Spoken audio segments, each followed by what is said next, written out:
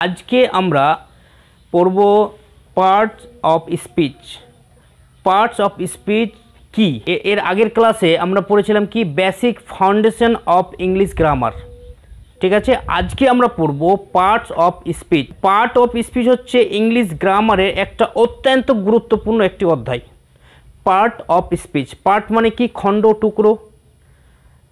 Of speech একটা বক্তব্যের, একটা সেন্টেন্সের।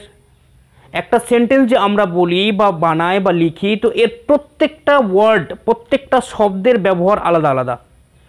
নাউনের মানে কেউ হয় সাবজেক্ট, কেউ ভার্ব, কেউ অ্যাডজেক্টিভ, এগুলো নিয়ে একটা সেন্টেন্স গঠন হয়।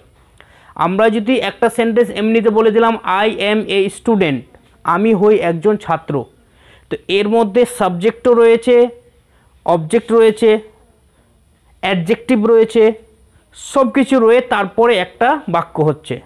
এটা আমরা সিম্পল একটি উদাহরণ দিলাম একটি বাক্যের, একটি সেন্টেন্সের। কিন্তু পার্ট অফ স্পিচ অত্যন্ত গুরুত্বপূর্ণ এই জন্য যে একটা সেন্টেন্সের প্রত্যেকটি ওয়ার্ডের আলাদা আলাদা ব্যবহার রয়েছে। সেই আলাদা আলাদা ব্যবহারগুলো আমরা বুঝতে পারি, আমরা শিখতে পারি যে কোন ওয়ার্ড কি কাজে ব্যবহার হয়েছে, কোন ওয়ার্ড, কোন শব্দ কি প্রকাশ করছে, একটা সেন্টেন্সের মধ্যে কোন ওয়ার্ডটি কি প্রকাশ করছে, এটা আমরা বুঝতে পারি বা শিখতে পারি। পড়াশোনার মধ্যে যা শিখবো আমরা সবই গুরুত্বপূর্ণ, সবই important. VVI very very important, যাই শিখবো তাই ইম্পর্টেন্ট। কিন্তু সেই ইম্পর্টেন্ট, সেই গুরুত্বপূর্ণের মধ্যেও কিছু কিছু অধ্যায় রয়েছে, কিছু কিছু টপিক রয়েছে যেগুলো আমাদের না জানলেও না, যেগুলো আমাদের জানতেই হবে, যেগুলো আমাদের শিখতে হবে। কারণ এই যে আমরা পার্টস অফ স্পিচ যদি এখন শিখি, তাহলে এটা যে শুধু আমার এই ক্লাসের জন্য কাজে লাগবে তা কিন্তু না। ভাষা শিখতে গেলে আমাকে যে কোনো জায়গাতে ব্যবহার করতে পারবো, যে কোনো জায়গাতে, যে কোনো সময়তে, যে কোনো ক্লাসে, বা আমি যদি কাউকে টিচিং করাই তারপরেও আমি তাকে শেখাতে পারবো, যেহেতু আমি শিখে নিয়েছি, তাই না? তাহলে যা শিখবো সবই ইম্পর্টেন্ট। কেউ বলে যে এটা ভেরি ভেরি ইম্পর্টেন্ট, এটা ভেরি ভেরি ইম্পর্টেন্ট, তাহলে পড়াশোনার মধ্যে কোনটা ছাড় রয়েছে? যেটা ইম্পর্টেন্ট সেটা সিলেবাসে থাকতো, পুরো সিলেবাসটাই হচ্ছে ইম্পর্টেন্ট। তার মধ্যে কিছু কিছু রয়েছে যেটা আমাদের দৈনন্দিন জীবনে কাজে লাগে, দৈনন্দিন আমাদের প্রয়োজন পড়ে, সে কারণে সেটা আমাদের আগে ওটাকে অধ্যয়ন করতে হয়। তাহলে আজকে আমরা এই পার্ট অফ স্পিচটা শিখব। এখানে দুইটা প্রশ্ন রয়েছে। পার্ট অফ স্পিচের টোটাল চ্যাপ্টারটায় দুইটি প্রশ্ন রয়েছে, এবং এই দুইটি প্রশ্নেরই উত্তরকে আমরা এক্সপ্লেন করব, এক্সপ্লেন করে আমরা শিখব। প্রথম প্রশ্ন হচ্ছে কি, what is parts of speech, মানে পার্ট অফ স্পিচটা কি? এটা প্রশ্ন। এর উত্তর কি? পার্টস অফ স্পিচ মানে হলো সেন্টেন্স এর প্রতিটি ওয়ার্ড, যেমনটা আমি বললাম, প্রতিটি ওয়ার্ডের আলাদা আলাদা কাজ বা ফাংশন রয়েছে। প্রত্যেকটা ওয়ার্ড, একটা সেন্টেন্স তো এমনিতে হয় না, সেন্টেন্সের একটা এমনিতে হয় না। সেন্টেন্সের ডেফিনেশন আমরা কি পড়েছিলাম? A group of word when make a complete sense or meaning it's call a sentence.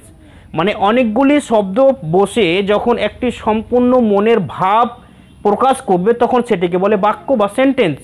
তো সেন্টেন্স মানে অনেকগুলি শব্দ দিয়ে, তো প্রত্যেকটা শব্দের আলাদা আলাদা কাজ রয়েছে, আলাদা আলাদা ফাংশন রয়েছে। তাই এটাই হচ্ছে পার্ট অফ স্পিচের ডেফিনেশন বা সংজ্ঞা। তারপর বলছে কি, যেমন যদি আমরা উদাহরণ দিই, তাহলে কোনো ওয়ার্ড কেউ সাবজেক্ট হয়, কেউ ভার্ব হয়, কেউ অ্যাডজেক্টিভ হয়। এই জন্যই সংজ্ঞার মধ্যে রয়েছে যে প্রত্যেকটা ওয়ার্ডের আলাদা আলাদা ফাংশন রয়েছে, আলাদা আলাদা কাজ রয়েছে। তারপরে ইংলিশ গ্রামারে মোট 8টি পার্ট অফ স্পিচ। ইংলিশ গ্রামারে মোট কয়টি পার্ট অফ স্পিচ? 8টি। কয়টি? 8টি। সেই 8টি কি কি? Noun, pronoun, adjective, verb, adverb, preposition, conjunction, interjection. এই 8টি হচ্ছে পার্ট অফ স্পিচ।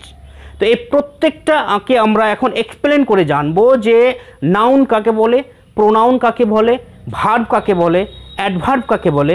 এই সমস্তগুলি যে 8টা পার্টস রয়েছে, 8টা পার্ট অফ স্পিচ রয়েছে, প্রত্যেকটাকে আমরা এখন এক্সপ্লেন করছি। 8 parts of speech with Bengali meaning.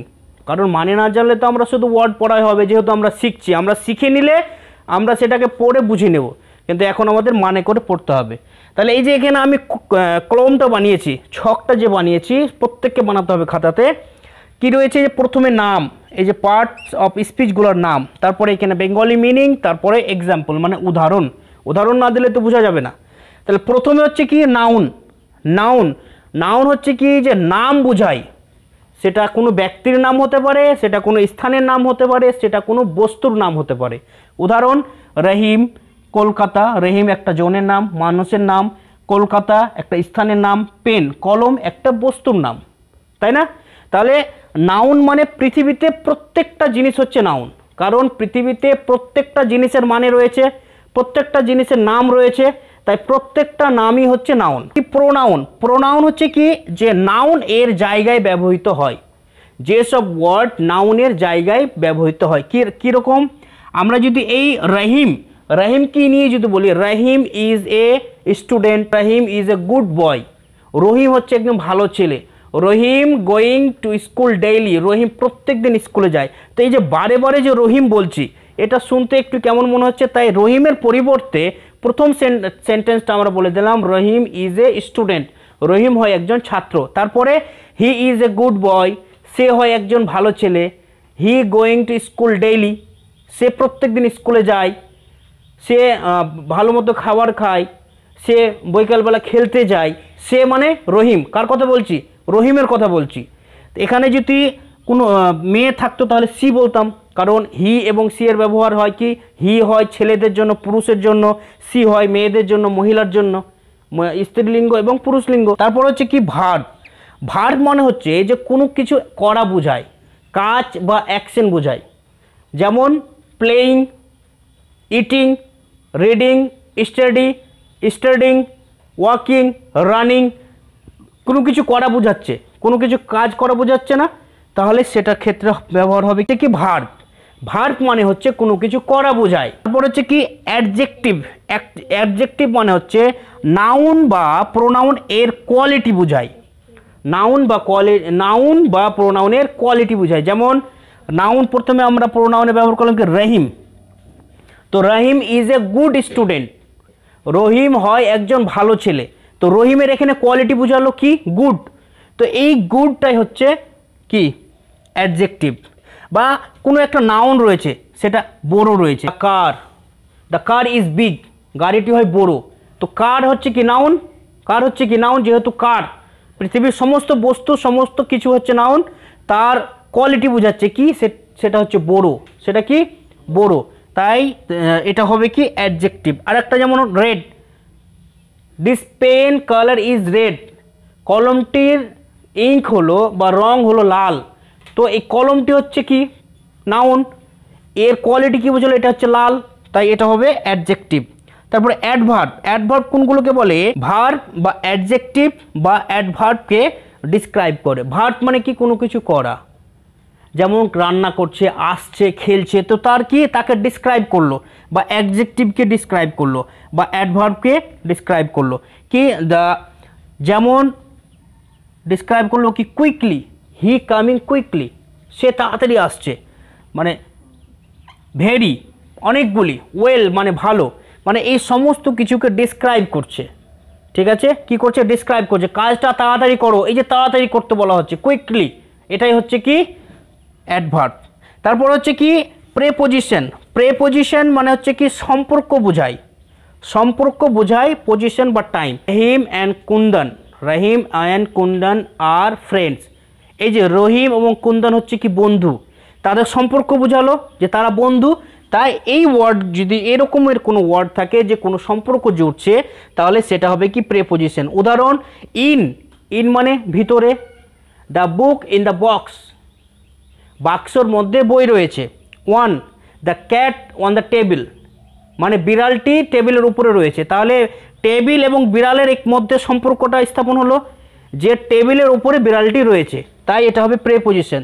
Under, the dog under the bench, the dog under the bench, কুকুরটি বেঞ্চের নিচে রয়েছে, বেঞ্চের মধ্যে হবে না, তাহলে বেঞ্চ এবং কুকুর এর সম্পর্ক স্থাপন হলো যে বেঞ্চের ভিতরে বা বেঞ্চের নিচে কুকুরটি বসে রয়েছে। হচ্ছে before, he comes before I coming, সে আমার আসার আগে চলে এসছে, তাহলে তার সাথে আমার একটা সম্পর্ক স্থাপন হলো যে সে আমার আগেই চলে এসছে, তাহলে যখনই কোনো ওয়ার্ড, যে ওয়ার্ড দুইটা বস্তু বা দুইটা ব্যক্তি বা দুইটা জায়গা বা কারোর সাথে কোনো সম্পর্ক স্থাপন করাচ্ছে, সেই ওয়ার্ডগুলি হবে প্রিপোজিশন। নেক্সট হচ্ছে কি কনজাংশন। কনজাংশন হচ্ছে দুইটি ওয়ার্ড বা সেন্টেন্সকে জোড়ে, দুইটি ওয়ার্ড বা সেন্টেন্সকে জোড়ে। উদাহরণ অ্যান্ড, বাট, বিকজ। ঠিক আছে, দুইটা সেন্টেন্স বা দুইটি ওয়ার্ডকে জোড়লো। যেমন Rahim and Shyam are friends, Rahim and Shyam are friends. তো এই যে অ্যান্ড দুইজনকে জোড়লো না, রহিম এবং শ্যামকে জোড়লো। Rahim is a student but he is not well, কিন্তু সে ভালো না, কিন্তু সে ভালো না। তো রহিমের সাথে দুইটা সেন্টেন্স এখানে ব্যবহার করলাম, দুইটা সেন্টেন্সকে কি করলো, জোড়লো। তাই এটা হবে কি কনজাংশন। এই ধরনের ওয়ার্ড থাকলে এই ওয়ার্ডগুলি বা এই শব্দগুলিকে বলবো কনজাংশন। তারপরে কি ইন্টারজেকশন। ইন্টারজেকশন মানে হঠাৎ আমার আবেগ ভেসে আসলো, হঠাৎ কি ভেসে আসলো, আবেগ। যেমন ওহ লাগলো, দুঃখিত বা উল্লাস করলাম, ও ওয়ান্ডার, ক্ল্যাপিং। তো এই যে আমার যে আবেগ বা কারো যে আবেগের যেগুলো ওয়ার্ড, আবেগ প্রকাশ হলো, wow, beautiful, nice, very handsome, good. তো এই যে আবেগ, আমার আবেগটা প্রকাশ পেলো। তো যেই সব ওয়ার্ডগুলি থেকে আবেগ প্রকাশ পায় মানুষের, সেই ওয়ার্ডগুলিকে বলে কি ইন্টারজেকশন, সেই ওয়ার্ডগুলিকে বলে কি ইন্টারজেকশন। তাহলে এই হচ্ছে আজকের ক্লাস, যে পার্টস অফ স্পিচটা কি এবং এটা ইম্পর্টেন্ট কেন। গ্রামারের জন্য, ইংলিশ গ্রামারের জন্য এটা একটা অনেক ইম্পর্টেন্ট বেস, এটাকে একটা বেস বলা চলে। বেস মানে ভিত, ভিত বলা চলে। যে আমরা সেন্টেন্সের মধ্যে যে ওয়ার্ডগুলি রয়েছে, একটা সেন্টেন্স একটা ওয়ার্ড দিয়ে কখনো হয় না, বা একটা ওয়ার্ড দিয়ে হলেও কিন্তু তার যে ব্যবহার রয়েছে, প্রত্যেকটা ওয়ার্ড, প্রত্যেকটা শব্দের আলাদা আলাদা ফাংশন রয়েছে, আলাদা আলাদা গঠন নিয়ম রয়েছে, আলাদা আলাদা মানে রয়েছে, আলাদা আলাদা ব্যবহারের রুলস রয়েছে। তাই একটা সেন্টেন্সের মধ্যে যতগুলি ওয়ার্ড বা শব্দ থাকবে, তার প্রত্যেকটা ওয়ার্ড বা ওয়ার্ড বা শব্দের ব্যবহার এবং তাদের ফাংশন রয়েছে। সেই কারণে আমাদের পার্টস অফ স্পিচ জানা অত্যন্ত জরুরি, এবং এই জন্য এটাকে বলে the main base of English grammar. Not main base, it's important base of English grammar. Clear? জানা গেল যে পার্ট অফ স্পিচ হচ্ছে 8টি। কি কি? Noun, pronoun, adjective, verb, adverb, preposition, conjunction এবং ইন্টারজেকশন। এবং এই প্রত্যেকটা আলাদা আলাদা শব্দ রয়েছে। নাউনের আলাদা শব্দ রয়েছে, নাউন কোনগুলিকে বলে, প্রোনাউন কোনগুলিকে বলে, ভার্ব কোনগুলিকে বলে, অ্যাডভার্ব, কনজাংশন, ইন্টারজেকশন, প্রত্যেকটার আলাদা আলাদা ওয়ার্ড রয়েছে। এবং সেন্টেন্সের মধ্যে যখনই এই ওয়ার্ডগুলি থাকবে, তখনই এই ওয়ার্ডগুলির যে আলাদা আলাদা ফাংশন রয়েছে, আলাদা আলাদা কাজ রয়েছে, সেটা আমরা বুঝে যাব। সেই জন্য আমরা আজকে এই পার্টস অফ স্পিচটা পড়লাম, এবং এটা আমার হোল লাইফ, পুরো জীবন আমার কাজে লাগবে। ক্লিয়ার? ঠিক আছে, বোঝা গেল? এটাকে কিন্তু সমস্ত যেভাবে ছক রয়েছে, সেই ছকটাকে খাতার মধ্যে উঠাতে হবে। যদি কেউ স্ক্রিনশট নিতে চায়